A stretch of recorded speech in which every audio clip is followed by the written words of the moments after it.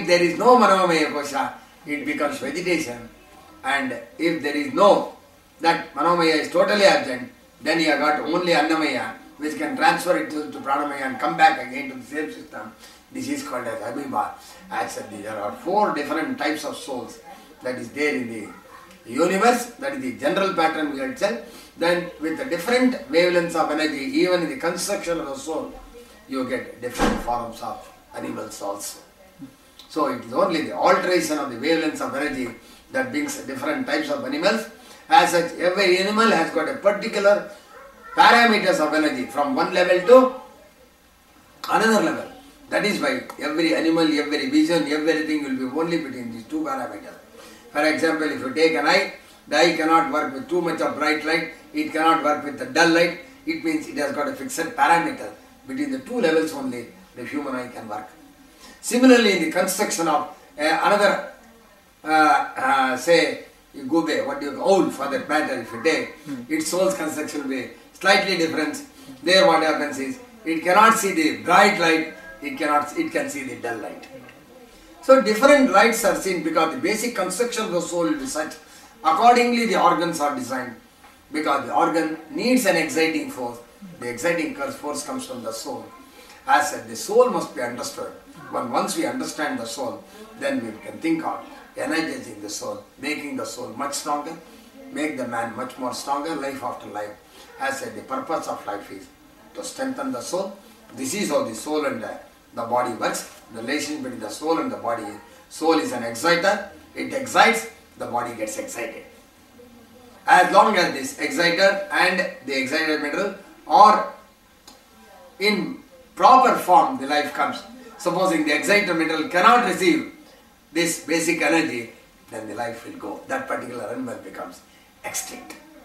So, this is the philosophy of the soul. This is how we have to take the soul into consideration. Thank you.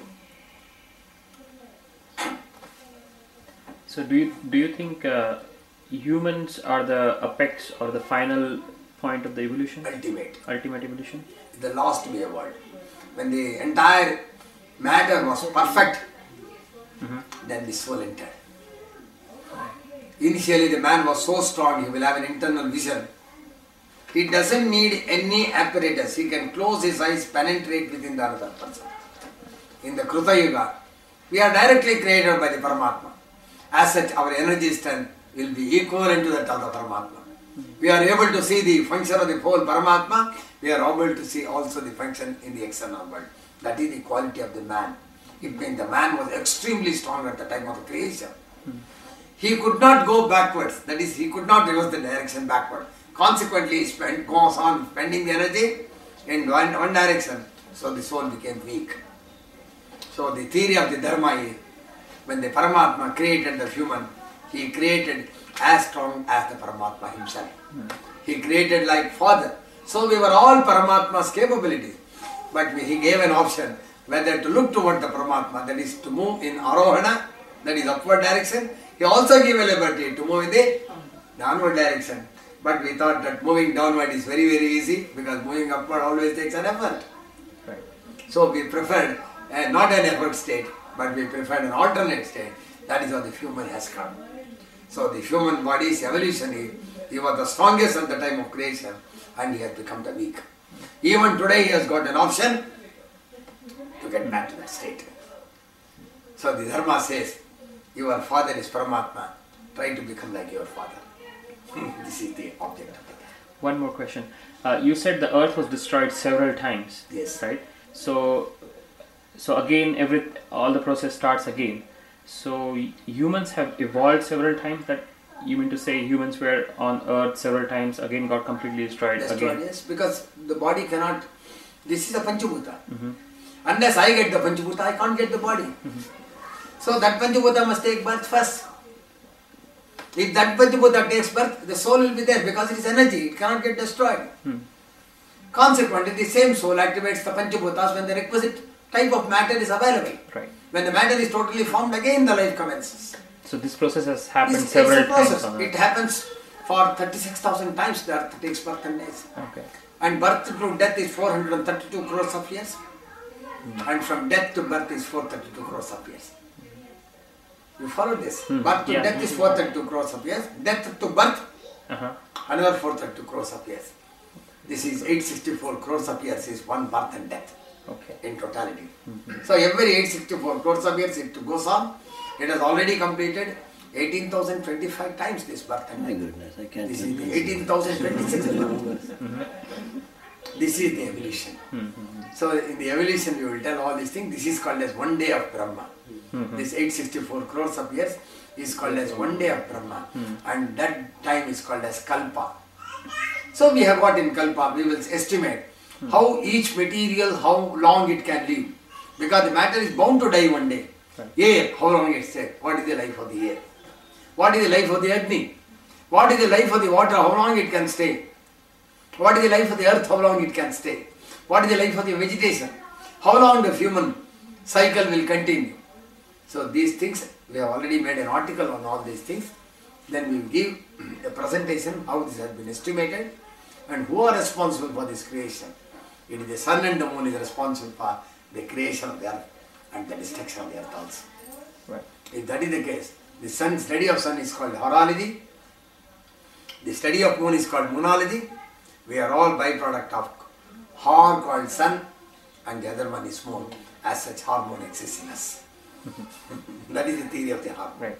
So if Atma is present everywhere in the universe, yes. So there is a possibility that life can be there somewhere on other planet or somewhere else Not on also. the other planet, Only on but Earth. on the other stars. On other stars, yeah. You are basically one solar system.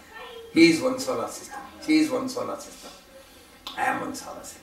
Every solar system needs one star. The working principle of you, Mr. Bhatt, everyone is common.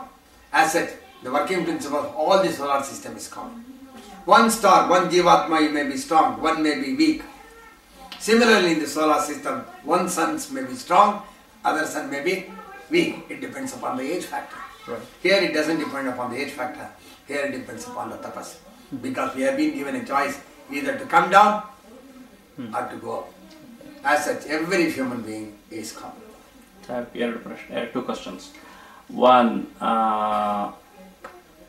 you cannot store the energy.